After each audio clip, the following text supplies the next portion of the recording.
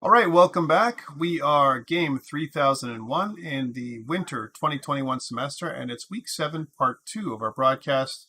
And this time we're talking about assignment 4 details. In the last video, I kind of went over the details for assignment 3. Again, assignment 3 is due week 11. Assignment 4 is built on assignment 3, and it's due week 14. All right, so let's talk about the details of assignment 4 now. So similar to assignment 3, assignment 4 is going to be for groups of up to 3 members, just like I talked about last time if you look up on Blackboard. And I mentioned this a couple times because I want you guys to be clear that this is required. You need to re-sign up for a new group for assignment 4. Notice that there's a group set for assignment 3 and a separate group set for assignment 4, and I've done that so that way you don't have to stay in the same groups. But please, they are required or you will not be able to submit or even see the details for assignment 4. All right, so please make sure you sign up for groups for these things. Okay, so what is assignment 4? Well, assignment 4 is building on decision making for assignment 3, and it's called AI behavior. And here are the mandatory criteria for assignment 4. So in this one, there's a bunch that are marked mandatory. And this means that basically if you don't have these ready to go, you're going to get a mark of 0 for your assignment. Here's the one major mandatory piece that you need. Assignment 3 has to be done. So this is kind of a funny thing. We normally don't make one assignment based on another assignment. But in this case, there is that requirement. So assignment 3 must be working, and you must have completed your base in order for assignment 3 in order for you to do assignment 4. So you must have your working assignment 3 with all mandatory components completed. Notice it says your working assignment 3, which means you've had to have worked on assignment 3 with one or more group members in order for you to qualify to use that version. Let's suppose, and I'm going to go over this as an option, you're in assignment 3 groups, and you decide you don't want to be in the same group for assignment 4, and so you're able to use the assignment 3 that you successfully made for assignment 3. You can use it for assignment 4. Okay, so that's something that you could do. And then from a requirements perspective, that's definitely one of them. That's your project setup. So you'll have like your start screen and your play scene and all that stuff. You also have that base enemy class from assignment 3.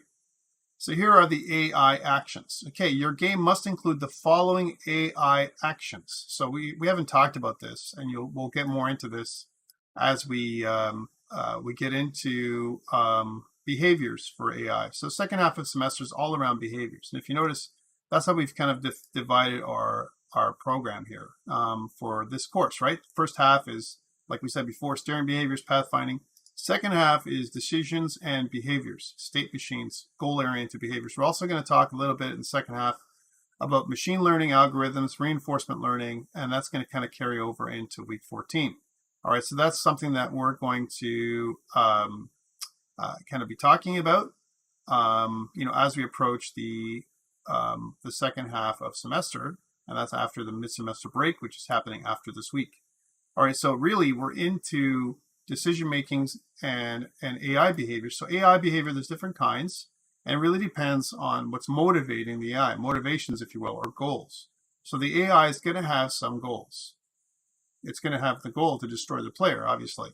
But also, there's going to be a couple of loadouts that we're going to ask you to make. Okay, so a couple of loadouts for your enemy. One thing is, when it comes to AI actions, things that you can select with your state machine, you can make an AI do different things. So it'll start, let's say, in patrol mode. Patrol mode will be an action. So the enemy will patrol along a predetermined path of nodes, and this is similar to what happened in assignment 3. That's why assignment 3 is required. So if you just do this, make sure you play a move animation and related sound effects for this one. This is worth 3 points. Okay, so this is almost like a freebie that you get if you did this in assignment 3. Move to player requires a line of sight. All right, so this is important. So this is an action that requires another thing, another condition. So I can't move to the player with my enemy unless I have line of sight. We'll move toward the player using arrival steering behavior. So that means that you're actually using your steering behaviors from the first half of semester in this case, right? and stop at some kind of close combat distance, which you're going to determine. And we'll talk about that in a second. You're going to play the move animation and related sound effects as you move. Okay? Close combat attack. Notice there's quite a few behaviors here. Close combat attack requires line of sight, so that's a dependency, and close combat distance. So if I'm going to do a close combat attack, then I need both those two to be true. We're going to play the close combat animation for the enemy and related sound effects and start damaging the player. So again, they have to be within range, some appropriate range that you're going to determine, again, within some pixels away from the player in order for them to start doing damage. Flee. So this is an action that's going to happen. Move away from the player, avoiding obstacles, and leave the scene. Play the move animation and related sound effects. So this is actually an action that the enemy can take. All right. Move to line of sight. Find the closest node to the player with line of sight and use obstacle avoidance. Look at this. Obstacle avoidance along the way and use the seek steering behavior to move. All right. So this is, again, we're getting you guys to use the behaviors from assignment 1 and 2. Okay. Play the move animation and related sound effects. And by the way, when we say the closest node to the player with line of sight, that means if we look at the diagram that I showed you in assignment 3, each node could, in effect, be keeping track of line of sight with the player. And this is not a bad strategy. There's not that many nodes on the screen. So imagine if the player's here, this node has line of sight, this node has line of sight, this one has line of sight. But these ones up here may not. Like these ones here may not have line of sight with the player, right? Because if you draw a line from this node to the player, let's just do that as an example. Let's make it in a different color so that we can see it is our colors that we're using. We'll make it something like a purple color. Why not? And we'll just make it so that, yeah, we're using that color. Cool. And let's suppose I'm drawing a line from this node. You can see that clearly there is no line of sight between this node and the player because this node here is being blocked by an obstacle. So is this node. So is this node. Anytime it touches, the line touches the obstacle, you can see that I can draw kind of like, line of sight rays, if you will. And anything that goes through the obstacle like this, these nodes would all have no line of sight because they're, and again, why is this important? Because the enemy is going to move to a node that has line of sight. Right? So nodes like this one, that has line of sight. This has line of sight. This has line of sight. This has line of sight, and so on. You get the picture, right? So that's what the enemy is going to do. So that is move to line of sight. Move to range requires line of sight, so I have to have line of sight, but use a blend of separation and cohesion. We talked about this in steering behaviors, where I want to separate some distance away from the player, but I want to keep close enough so that I can maintain distance. That's what separation is, but close enough so that I can fire at the player based on my range of the weapon that I'm firing. All right, so we're going to maintain an appropriate distance from the player, play the move animation and related sound effects. So that is move to range. So move to line of sight and move to range. These are going to happen depending on the loadout of the enemy. Okay. Here's something, move behind cover. All right, so move behind cover. Here's the algorithm. Find the closest node to the enemy that does not have line of sight.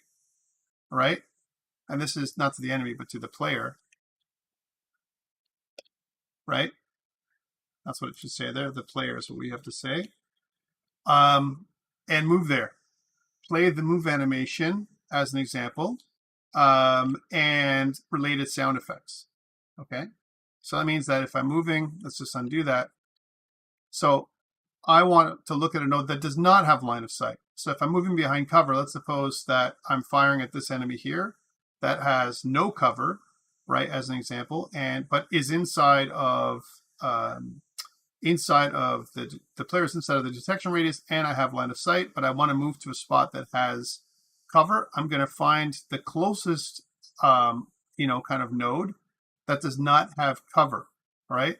Obviously away from the player, right? So that's what I want to do. So again, Let's see if this one has cover. No, it doesn't, because I have line of sight from this node, right? How about this one? That does not have cover, right? But what about this one? That makes sense. That is a viable node. This one has line of sight, so this one doesn't count. So it can't be this one. It's got to be either this one or this one. Looks like these are the two closest nodes from this enemy. So I want to go to one of these two nodes to go behind cover. And that's what this is saying. Move behind cover, find the closest node to the player that does not have line of sight, move there. Play the move animation and related sound effects. Okay, so that's an action. Wait behind cover. Okay, so hey, I was there, I got to cover. Let's say, for example, I went to this node, right? So I move my enemy over here, right? And let's just draw another line for that. Say I move my enemy and I move him way over here to this one. Okay, so he avoids obstacles and moves over here. So the enemy's over here now. Great. He's going to wait behind cover, or the enemy's going to wait behind cover for some predetermined time. And it could be a random interval, the predetermined time that you want. And then leave cover. I recommend a random interval because if you make it predetermined, then it's predictable, right? Or more predictable. And then finally, a ranged attack. So we talked about a close combat attack as an attack type, an action, but the enemy can also perform a ranged attack. So it requires line of sight and the enemy at the appropriate range. That's important. So remember we talked about being moved to range. Play the ranged attack animation, generate a projectile that moves towards the last position of the player. If the projectile hits the player, then apply the appropriate damage to the player. So that's what ranged attack is. That's the action that they can take. Again, so what I would do is, let's suppose I'm here and I'm a ranged enemy. Then I'm going to move behind cover, and then when I'm done moving behind cover, maybe I'm going to pop back out of cover, let's say to something like here, and then fire at the player, right? And then if the player fires at me, I'm going to go back to cover again, wait predetermined time, and go back out of cover to protect myself. All right, to fire. All right, so those are the different actions that the enemy can choose from when it comes to determining behaviors. All right, so different actions. And let's talk about the next part, which is the two loadouts. So the two loadouts we're going to make is the close combat enemy, CCE, as well as the range combat enemy, RCE. Let's talk about what the close combat enemy will do. Create a subclass. So this is like a child class of the base enemy class, right? This is the super class we created from assignment 3. That's why assignment 3 is required. And the close combat enemy will include the following behaviors. Starts the patrol action, this one, patrol action, right? From assignment 3, and continues this action until they have detected the player either by line of sight or the player is within their detection radius. So once they detect the player, if the player is in their detection radius and they do not have line of sight, in detection radius but do not have line of sight, that's a case 2 situation right here. Then what do we say that we want you to do? Then, and they do not have line of sight in the player, they must move to line of sight action. So they take the move to line of sight action. If the close combat energy has line of sight, perform move to player action. So they're going to move closer, right? If the close combat enemy has line of sight and is within close combat distance, perform the close combat attack, all right, action. And then finally, if the close combat enemy's health drops below 25%, they will perform the flee action, which is trying to leave the scene. Okay, so that is the close combat enemy. So again, close combat, they're going to go in there and they're going to attack the player. They're going to move to line of sight, and they're going to charge at the player and try and basically perform close combat attacks. Ranged enemy is a little bit more challenging to make. It is a subclass of the base enemy class, just like we talked about it first time in the previous one.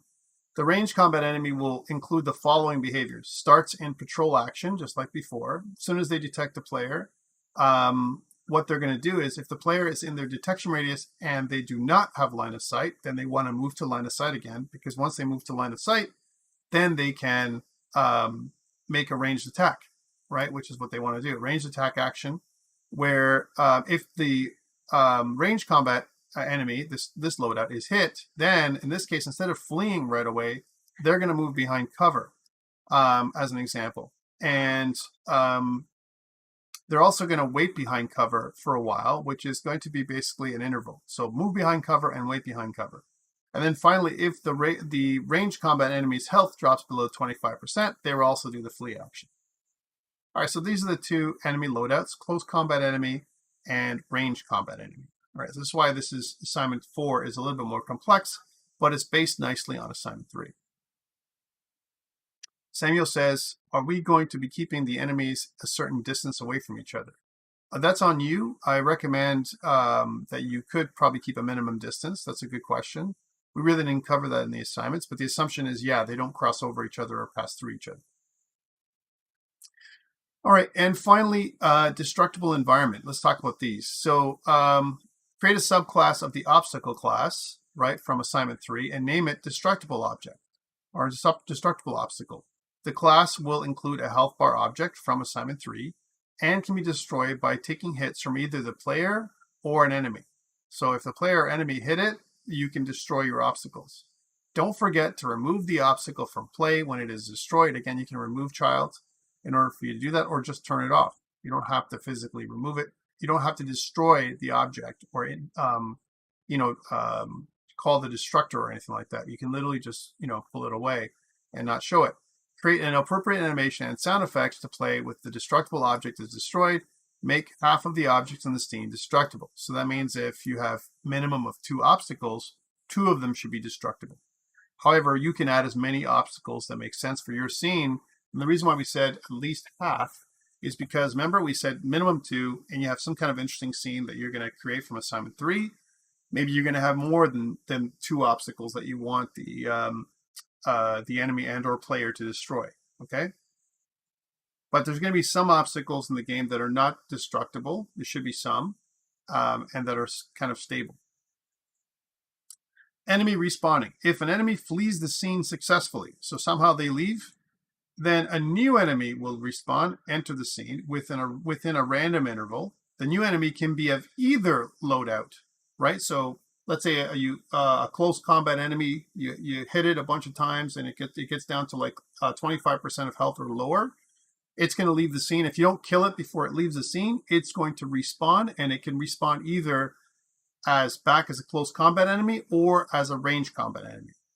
If both enemies successfully flee, then 2 new enemies will respawn, whatever that combination is going to be. So that's the kind of the challenge of the game. It's almost like an endless, combat game, combat arena, if you will, or survive the enemies, a survival kind of game. A win condition. If the player defeats both enemies without either of them fleeing the scene, then you win the game. Display a label object that reads, you win, or something else that makes sense for you, right? Display a restart button that allows the game to restart. All right, so again, a game is what you're making. Use Git and GitHub for source control, and you're going to have the same submission requirements when it comes to video submission. And that is assignment 4. Now, if this sounds challenging to you, it's because it is. This is probably the most challenging assignment you have done to date, most likely. You can see that clearly assignment 3 is the base for assignment 4. That's also a challenge. If you don't get assignment 3 done properly, then assignment 4 will not work. These 2 assignments in combination are worth 25% of your final grade, which can be quite a bit of a hit on your GPA. So that's why I'm giving both of you early. And I'm giving both to you early because I want you to start planning out your assignments, assignment 3 and assignment 4. And also, I recommend, even though I've given you an A3 group and an A4 group, pick your teams. Maybe there's going to be a small subset of your, your game production groups that you want to select for team members. If you have a good group or a good mix, let's say you have 6 people in your game production groups, and you want to, mix and match, you could do that as well. You could take any one of the assignment 3s that you guys have worked on from the previous assignment. So let's say, for example, I don't know, me and Alex are working together on assignment 3. And then we decide I'm going to work with Bob, and Alex is going to work with Pete. I'm just making these 2 names up instead of each other. And maybe, let's say Bob and Pete are also people that are part of my production group, as an example. It didn't have to be. then I can take my assignment 3, the same assignment 3 that Alex and I made, or I can use Bob's assignment 3 that he made with his other group members. Or, or we can make, if we really want to, another assignment 3 that matches the requirements that are required for assignment 4. So in order for you to do assignment 4, you must have all the requirements set for assignment 3. So let's say you missed assignment 3 completely. You could put together all the requirements for assignment 3 in assignment 4, but you must have everything that is required for assignment 3 in order for assignment 4 to be successful. Okay, that's the option. Okay, I know it's a lot of details, but I wanted to make sure that that is an option for you for this. All right, so that is assignment 4. I have some people here, and I have some people up on YouTube as well. Any questions, guys, from anyone? Because I know there's not a lot of you, and I'm sure you're going to have a question later on. I'm presenting these to you in video format, so that way you can always refer back to these details just in case you have any other questions, or if you don't understand the assignment requirements. Again, so think about what you're doing. Assignment 3, you're making 2, the base enemies, and then in assignment 4, you're using these base enemies and extending them to give 2 loadouts. One loadout would be a close combat enemy loadout, where the close combat enemy will try and get as close to the player as possible and attack them within a certain close combat range. And then the ranged combat enemy is going to keep their distance. Maybe it's going to be way back here, some kind of minimum distance from the screen. Again, I recommend that you at least have 2 enemies, right? At least have 2. And to make your game more challenging, you could add 3 or 4. But keep in mind the size of the game environment, your viewport. If you decide to make your game in 1024 by 768 as an example, you can have a little bit more screen real estate that you're going to have to play with. Also, you're going to have to change your tiles and nodes. The node class is super important for assignment 3. That's something that we're going to be talking about in lab. So look for that, as well as how to do things like line of sight. We'll talk about that in lab, and detection radius. Talk about all those things to help you, and the labs are there to help you build assignment 3 and 4. All right, so again, I'm going to go back to the people that are here physically. Any questions from my small group of people that are here in for assignment 4? Okay, guys, I'm sure you're going to have questions as we go forward. I'm going to stop recording this and then take any questions around the midterm test now until our time runs out, which is going to happen in about 20 minutes or so. All right, so let me stop recording this now, and good luck on assignment 3 and 4.